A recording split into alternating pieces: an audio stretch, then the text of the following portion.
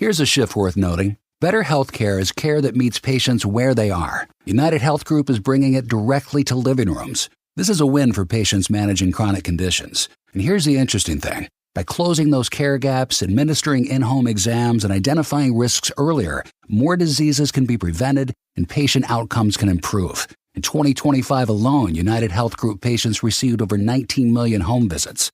Learn more at unitedhealthgroup.com/commitment. Vehicle safety starts underneath. That's why the pros choose Napa for undercar solutions that stop safety issues before they become costly problems. Go further with complete repairs that restore stopping, steering, and stability. Then grow your business through trust and repeat visits. With premium rotors, pads, struts, and wheel hub assemblies, Napa has everything you need to keep undercar under control. That's Napa know-how. Napa know-how.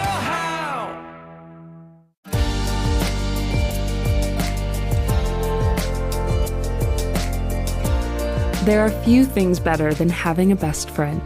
To have someone know you, accept you, and to be that same person for them is a true joy of life. And like with most things of value, it takes a lot of work. Making friends is hard. It's scary to put yourself out there and risk being vulnerable.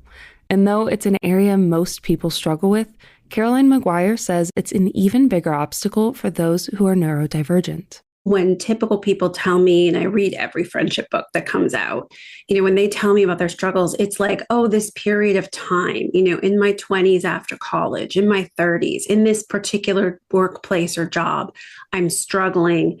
But it isn't, I've struggled my entire life and I've never really found my people.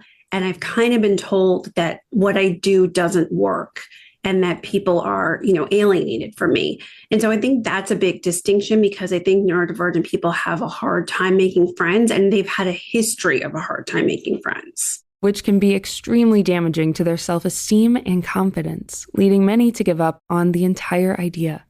Maguire's decided to tackle this issue head-on with her new book, Friendship Skills for Neurodivergent Adults, a guide for the anxious, uniquely wired, and easily distracted. The first misconception she's dismantling is the myth of the perfect friendship. I don't know if it was just too many rom-coms or something, but I think that a lot of us were brought up with this myth that friendship is easy for everybody else. Friendship happens so organically. It takes no work. In reality, creating deep connections takes time and effort for everyone. If you talk to people who have good friendships, they spend time on it. They don't click with everyone. It is hard work. It doesn't always happen. We are in a worldwide loneliness epidemic. So it's not just neurodivergent people who feel lonely. And I think the myth is dangerous for neurodivergent people because it makes you feel other, it makes you feel wrong, and it makes you think that things are just going to be easy. And then a lot of neurodivergent people will say to me, I'm working too hard at this. And I'm like, everyone works hard at this. It's a belief Maguire heard from thousands of people when researching for her book. Many neurodivergent people feel like trying to make friends was too much effort, too expensive, and too time-consuming.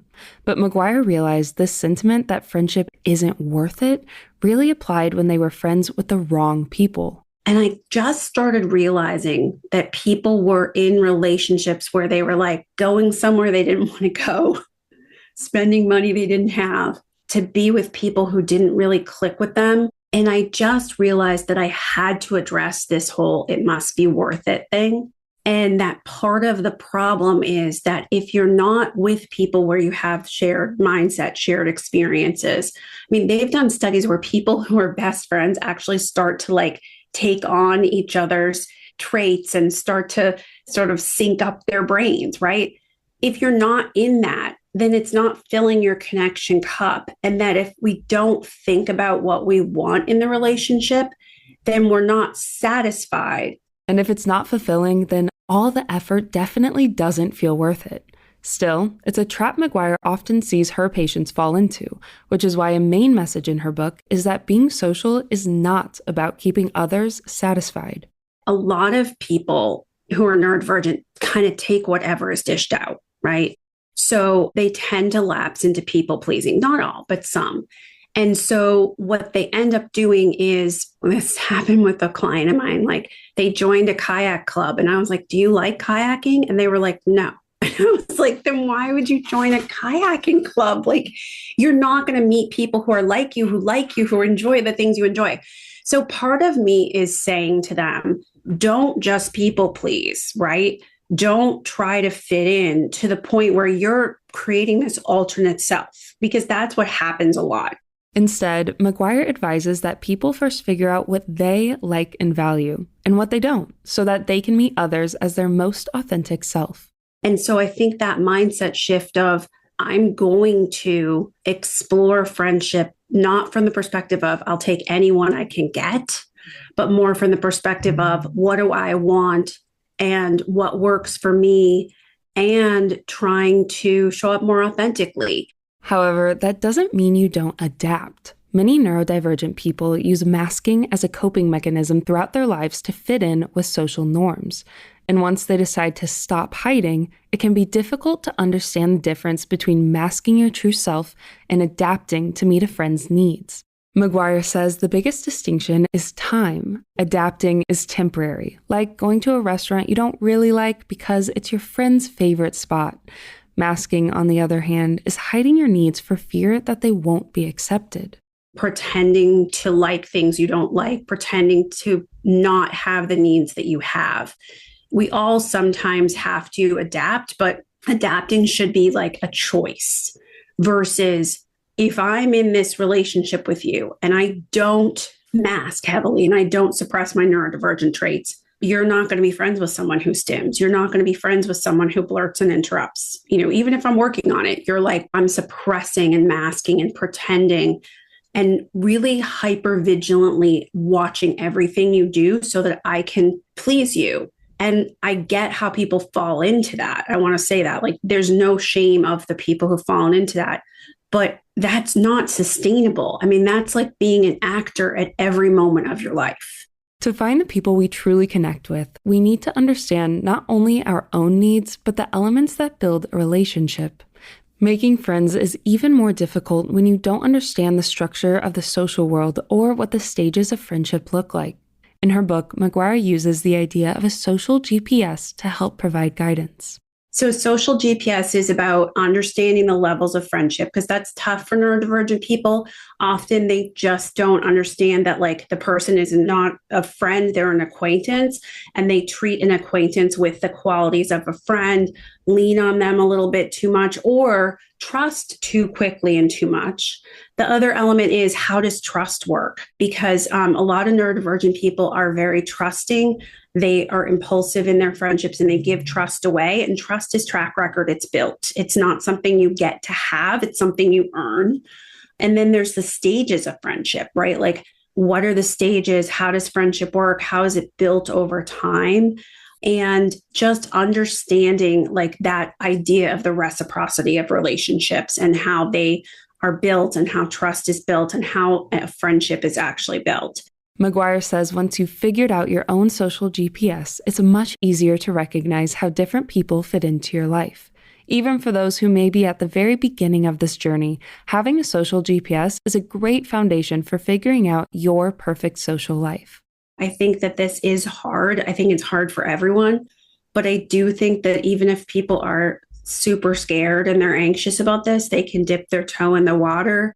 I've designed the book so that there's an exercise called One Thing to Try Today, and you could literally just do that as you're building your confidence. Which can look like saying hi to a stranger you pass on the street or asking the cashier at your local grocery store how their day's going. Every step forward, no matter how small, is a win. And with all of the anxiety and pressure around making friends, it's easy to forget about the work that goes into maintaining a friendship. Maguire says this can be especially difficult for neurodivergent people. One of the reasons is that the executive function system, the management system of the brain for neurodivergent people, can be very weak. And that's the system that manages, like, prioritization, organization, follow through. And we have this trait where people are very out of sight, out of mind. And we don't mean to, but keeping up with everything and managing and organizing ourselves is very difficult for some people. The good news is Maguire has 2 big tips for how to make it a whole lot easier. The first trick is to put some things on autopilot by creating a standing date so that it's already built into your calendar. So I like to say to people, like, this is tough. I have the perfect excuse. I have like the busiest schedule. So I'm like, this is tough. Can we make this so that it's a regular occurrence and we don't have to do a lot of maintenance to keep it up? And so, every Thursday we go to coffee, or every Thursday I bowl at the bowling league, or I go to my kayak club.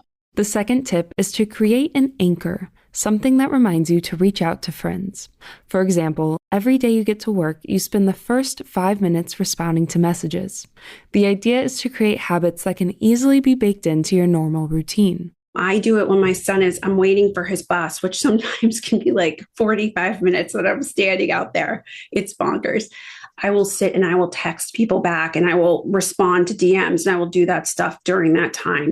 And it's an anchor. So if I'm standing out in the wonderful Boston cold, I'm like, oh, I should be texting people.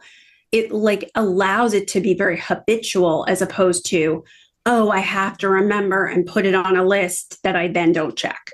Setting up these systems helps us keep up with our relationships without the added stress of constantly needing to schedule a new task. Maguire provides even more guidance in her new book, Friendship Skills for Neurodivergent Adults, which is available now wherever books are sold. You can find more information about Caroline Maguire and all of our guests on our website, ingoodhealthpodcast.org. For more behind the scenes, follow In Good Health Pod on Facebook, Instagram, and X. Our executive producer is Amira Zaveri. I'm Kristen Farrah.